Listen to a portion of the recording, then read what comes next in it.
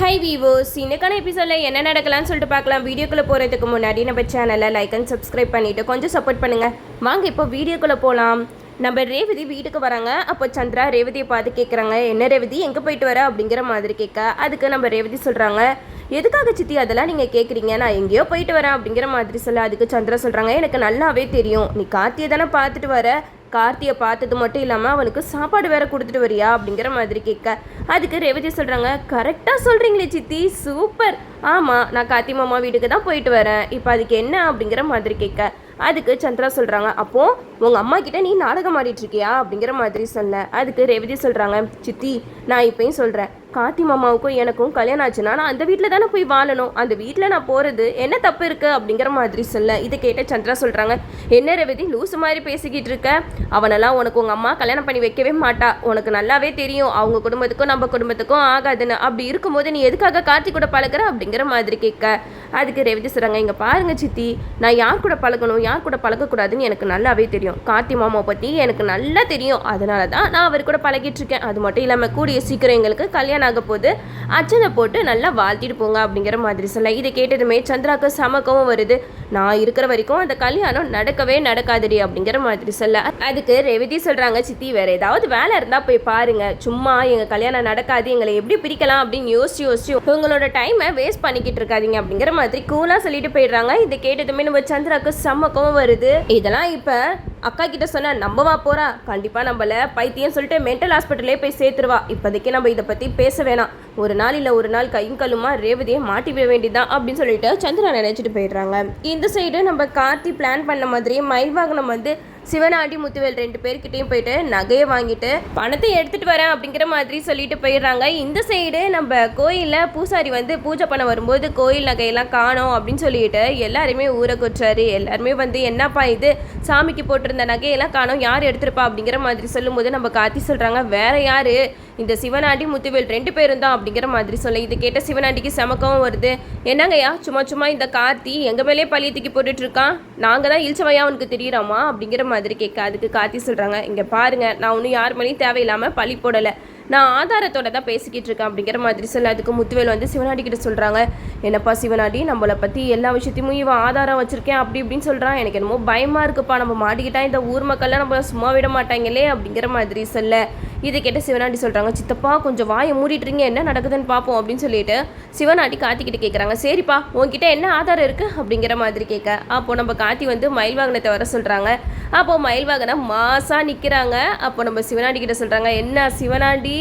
என்னை யாருன்னு உங்களுக்கு இன்னும் தெரியல அப்படின்னு சொல்லிட்டு அந்த டாடி அப்புறம் தலையில் இருக்கிற தொப்பி எல்லாத்தையுமே ரிமூவ் பண்ணுறாங்க. ரிமூவ் பண்ணதுக்கப்புறம் தான் தெரியுது மயில் வாகனம் சொல்லிட்டு. மயில் வாகனத்தை பார்த்துட்டு எல்லாருமே பயங்கர அதிர்ச்சி அடைகிறாங்க. நம்ம சிவனாண்டி முத்துவேலுக்கு தூக்கி வாரி போட்டுருச்சுன்னே சொல்லலாம். கோயில் நகையெல்லாம் அங்கே ஊர்க்காரங்க கிட்ட ஒப்படைச்சிடுறாங்க. அப்போ தான் நம்ம கார்த்தி சொல்கிறாங்க, இவங்க கிட்ட தான் இவங்கெல்லாம் நகையை விற்கிறதுக்கு வேலை பேசியிருக்காங்க, நல்ல வேலை நான் வந்து மயில் வாகனத்தை சேட்டு வேடம் போட்டு அவங்க கிட்ட நடிக்க சொன்னனால இவங்களோட உண்மையான சுயரூபம் என்னங்கிறது நம்மளுக்கு தெரிய வந்துச்சு அப்படிங்கிற மாதிரி கார்த்தி சொல்கிறாங்க. இதை கேட்டுட்டு ஊர் பஞ்சாயத்து தலைவர்கள்லாம் சொல்கிறாங்க, எப்பா தம்பி நீங்கள் மட்டும் இப்போ நகையை கொண்டு வரலன்னா பெரிய பிரச்சனையாக இருக்கும்ப்பா, இந்த சிவனாண்டி முத்துவேல் திருந்தவே மாட்டானுங்க போல, எப்போ பாரு தப்புக்கு மேலே தப்பு பண்ணிட்டு கெத்தா இந்த ஊருக்குள்ளே சுற்றிட்டு இருக்காங்க, இவங்களை இப்போமே கையும் கல்லுமா பிடிச்சி போலீஸில் ஒப்படைக்கணும் அப்படிங்கிற மாதிரி சொல்ல, அதுக்கு கார்த்தி சொல்கிறாங்க, போலீஸ்லலாம் ஒப்படைக்க வேணாம், இப்போ கோயில் கும்பாபிஷேகம் நடக்கிறதுக்கு எல்லா ஏற்பாடுமே போய்கிட்டு இருக்கு, இந்த நேரம் பார்த்து நம்ம எதுக்கு போலீஸ் ஸ்டேஷன் அழிஞ்சிக்கிட்டு இருக்க, பேசாமல் இவங்களை ஊரை விட்டு ஒதுக்கி வச்சிடலாம் அப்படிங்கிற மாதிரி சொல்ல, இது கேட்டதுமே ஊர் பஞ்சாயத்து தலைவர்கள்லாம் சொல்கிறாங்க, சரிப்பா நீ சொன்ன மாதிரியே இவங்களெல்லாம் ஊரை விட்டே ஒதுக்கி வச்சிடலாம், இனிமேட்டு சிவனாண்டிக்கும் முத்துவேலுக்கும் இந்த ஊருக்கும் எந்த சம்மந்தமும் கிடையாது, உங்களை நாங்கள் ஊரை விட்டே ஒதுக்கி வைக்கிறோம் அப்படிங்கிற மாதிரி சொல்லி, இதை கேட்டதுமே சிவனாண்டி முத்துவேல் செம்ம கோவப்படுறாங்க, ஏண்டா கார்த்தி எங்களை அநியாயமாக மாட்டி விட்டுட்டல, உன்னை நான் சும்மாவே விட மாட்டேன்டா அப்படின்னு சொல்லிட்டு செம்ம கோவத்தோடு போகிறாங்க. அப்போ இந்த விஷயம் எல்லாத்தையுமே நம்ம சந்திராவுக்கு ஃபோன் பண்ணி சொல்கிறாங்க, சந்திரா எல்லாமே நாசமாக போச்சு அப்படிங்கிற மாதிரி சொல்ல, அதுக்கு சந்திரா சொல்கிறாங்க, என்னங்க அந்த கோயில் நகையெல்லாம் எடுத்துட்டிங்களா இல்லையா அப்படிங்கிற மாதிரி கேட்கும்போது சிவனாண்டி நடந்த விஷயம் எல்லாத்தையுமே சொல்கிறாங்க. அந்த மயில் வாகனத்தை வச்சு அந்த கார்த்தி பையன் இப்படி ஒரு ஆட்டத்தை ஆடுவான் நான் எதிர்பார்க்கவே இல்லை, அந்த மயில் வாகனமும் கூட சேர்ந்து எங்களை ஏமாற்றிட்டான் அப்படிங்கிற மாதிரி சொல்ல, இதை கேட்ட சந்திரா வந்து சொல்கிறாங்க, என்னங்க சொல்கிறீங்க, அந்த மயில் வாகனமும் கூட சேர்ந்து உங்களை ஏமாற்றிட்டானா, அந்த கார்த்தி பையன் ஏதாவது ஒன்று பண்ணுவான்னு எனக்கு தெரியும், ஆனால் இப்படியெல்லாம் பண்ணுவான்னு எனக்கு தெரியாதே அப்படிங்கிற மாதிரி சந்திரா செம்ம டென்ஷன் ஆகுறாங்க.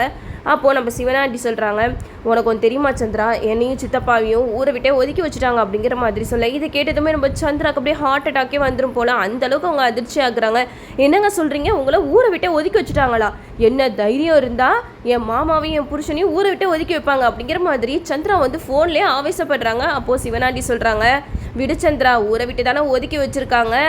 நம்ம போலீஸ் ஸ்டேஷன் அங்கே இங்கே அலைஞ்சோன்னா கண்டிப்பாக நம்மளால் இந்த கோயில் கும்பாபிஷேகத்தை தடுக்கிறதுக்கு எதுவுமே செய்ய முடியாது. இப்போ இருக்கிற சூழ்நிலையில் ஊரை விட்டு ஒதுக்கி வச்சா நம்ம இந்த ஊரில் தானே இருந்தாகணும் அப்படிங்கிற மாதிரி சொல்ல, அதுக்கு சந்திரா சொல்கிறாங்க, நான் உங்களுக்கு கோயிலில் முதல் மரியாதை கிடைக்கணும்னு நினச்சிட்டு இருந்தா இவங்கெல்லாம் சேர்ந்து உங்களை ஊரை விட்டு ஒதுக்கி வைப்பாங்களா? நான் விட மாட்டேன், கண்டிப்பாக இதுக்கப்புறம் நான் அந்த கார்த்தியை சும்மா விட மாட்டேன் அப்படின்னு சொல்லிட்டு செம்ம கோவத்தோட பேசிக்கிட்டு இருக்காங்க. அதுக்கு சிவனாண்டி சொல்கிறாங்க, சரி சந்திரா, அடுத்து என்ன பண்ணலாம் அப்படிங்கிறத நம்ம யோசிச்சு பண்ணுவோம். அந்த கார்த்தி இருக்கிற வரைக்கும் கண்டிப்பாக நம்மளால் எதுவுமே பண்ண முடியாதுன்னு தோணுது அப்படிங்கிற மாதிரி சிவனாண்டி சொல்ல, அதுக்கு சந்திரா சொல்கிறாங்க, இனிமேட்டு ஆட்டத்தை நான் ஆரம்பிக்கிறேன், நீங்கள் இனிமேட்டு எதுலேயும் தலையிடாதீங்க, நான் பார்த்துக்கிறேன் அந்த கார்த்தி இந்த ஊரை விட்டே போகிற அளவுக்கு அவனை அசிங்கப்படுத்தி அவமானப்படுத்தி நான் துரத்தி விட தான் போகிறேன் அப்படின்னு சொல்லிட்டு சந்திரா வந்து சிவனாண்டி கிட்ட சொல்லிக்கிட்டு இருக்காங்க. இந்த சைடு நம்ம ரேவதி வந்து சந்திராவை பார்க்குறாங்க, என்ன சித்தி செம்ம டென்ஷனில் இருக்கீங்க போல அப்படிங்கிற மாதிரி கேட்க, அதுக்கு சந்திரா சொல்கிறாங்க, உனக்கு ஒரு வேலையே இல்லையா, எப்போ பாரு எதுக்கு என்கிட்டயே வம்புக்கு வர அப்படிங்கிற மாதிரி கேட்க, அதுக்கு ரேவதி சொல்கிறாங்க, இல்லை நான் ஒரு விஷயம் கேள்விப்பட்டேன், சிவனாண்டியையும் முத்துவேலையும் ஊரை விட்டே ஒதுக்கி வச்சுட்டாங்களாமே அப்படிங்கிற மாதிரி நக்கலாக சொல்ல, இதை கேட்ட சந்திரா சொல்கிறாங்க, அதுக்கு நான் என்ன பண்ண முடியும் அப்படிங்கிற மாதிரி கேட்க, அதுக்கு ரேவதி சொல்கிறாங்க, என்ன சித்தி நீங்கள் உங்கள் புருஷனை ஊரை விட்டு ஒதுக்கி வச்சுருக்காங்க, உங்களுக்கு கோவம் வரலையா அப்படிங்கிற மாதிரி கேட்கும்போது நம்ம சந்திராவால் எதுவுமே பதில் சொல்ல முடியல. எல்லாரும் சேர்ந்து என்னை இப்படிலாம் பண்ணுறீங்களே, உங்களுக்கு ஒரு நாள் இல்லை ஒரு நாள் இந்த சந்திரா யாருன்னு காட்டுறேன்டி அப்படிங்கிற மாதிரி நம்ம சந்திரா வந்து மனசில் நினச்சிட்டு அங்கேருந்து போயிடுறாங்க. இந்த சைடு நம்ம ரேவதி கார்த்தியை போய் மீட் பண்ணி பேசுகிறாங்க. மாமா, கோயில் கும்பாபிஷேகம் நடக்க போகுது, அப்புறம் நம்ம கல்யாணம் தான் அப்படிங்கிற மாதிரி சொல்ல, அதுக்கு நம்ம கார்த்தி சொல்கிறாங்க, இங்கே பாரு ரேவதி, முதல்ல உங்கள் அம்மா உங்கள் அப்பா 2 பேருமே வந்து இந்த கோயில் கும்பாபிஷேகத்தை நல்லபடியாக நடத்தி முடிச்சு வைக்கணும், அதுக்கப்புறம் தான் நம்ம கல்யாணத்தை பற்றி யோசிக்கவே முடியும் அப்படிங்கிற மாதிரி சொல்ல, அதுக்கு ரேவதி சொல்கிறாங்க, மாமா உங்ககிட்ட நான் ஒரு விஷயம் கேட்குறேன், அம்மாவுக்கு கோவம்லாம் போய் நம்ம கல்யாணத்துக்கு ஒத்துப்பாங்களா அப்படிங்கிற மாதிரி கேட்கும்போது கார்த்தி சொல்கிறாங்க, கண்டிப்பாக ரேவதி, எனக்கு நம்பிக்கை இருக்குது, அவங்க ரொம்ப நாளைக்கு இப்படி கோவமாகவே இருக்க முடியாது, கண்டிப்பாக நம்ம 2 பேருக்கும் அவங்க கையாலே தாலி எடுத்து கொடுத்து கல்யாணத்தை பண்ணி வைக்க தான் போகிறாங்க அப்படிங்கிற மாதிரி சொல்ல, இதெல்லாம் வந்து சந்திரா வந்து ஒட்டு கேட்டுட்டு இருக்காங்க. சந்திரா மனசில் நினைக்கிறாங்க, ஏ டிரைவர், நீ என்ன பகல் கனவா கண்டுட்டு இருக்க, நீ நினச்சது ஒன்றும் நடக்க போகிறது கிடையாது, ரேவதி கழுத்தில் உன்னால் தாலி கட்டவும் முடியாது, ஃபஸ்ட்டு இந்த கல்யாணமே நடக்காது, அப்புறம் எப்படிடா நீ ரேவதி கழுத்தில் தாலி கட்ட போகிற அப்படின்னு சொல்லிட்டு சந்திரா வந்து நக்கலாக அங்கே மனசில் நினச்சிக்கிட்டு இருக்க. இந்த சைடு நம்ம ரேவதி வந்து கார்த்திகிட்ட சொல்கிறாங்க, மாமா நீங்கள் இல்லாத வாழ்க்கையே என்னால் நினச்சி கூட பார்க்க முடியாது, சீக்கிரமாக இந்த பிரச்சனையெல்லாம் முடிஞ்சு நம்ம 2 பேரும் வாழ்க்கையில் ஒன்று சேரணும் அப்படிங்கிற மாதிரி ரேவதி பேசிக்கிட்டு இருக்க. அப்போது சந்திரா வந்து நினைக்கிறாங்க, என்னையும் என் புருஷனையும் பிடிச்சிக்கிட்டு நீங்கள் 2 பேரும் சந்தோஷமாக வாழணும்னு நினைக்கிறீங்களா, கண்டிப்பாக நான் விடவே மாட்டேன்டி அப்படின்னு சொல்லிட்டு வழக்கம் போல பேசிட்டு போயிடுறாங்க. இதெல்லாம் வச்சு பார்க்கும்போது திருப்பி எடுத்த கதையை தான் ரிப்பீட் பண்ணிக்கிட்டே இருக்காங்க. இந்த கோயில் நகை காணாமல் போகிறது, சிலை காணாமல் போகிறது, இதுக்கெல்லாம் ஒரு எண்டே இல்லையா அப்படிங்கிற மாதிரி தான் தோணுது. சீக்கிரமாக இந்த கோயில் கும்பாபிஷேகத்தை முடிச்சு நம்ம ரேவதி கார்த்திக்கு கல்யாணம் பண்ணி வச்சா இன்னும் சூப்பராக இருக்கும். நம்மளும் வெயிட் பண்ணி பார்ப்போம். ஓகே வியூவர்ஸ், என்னோட ரிவ்யூ உங்களுக்கு பிடிச்சிருந்தா லைக் பண்ணுங்கள், மறக்காம நம்ம சேனலை சப்ஸ்கிரைப் பண்ணிடுங்க.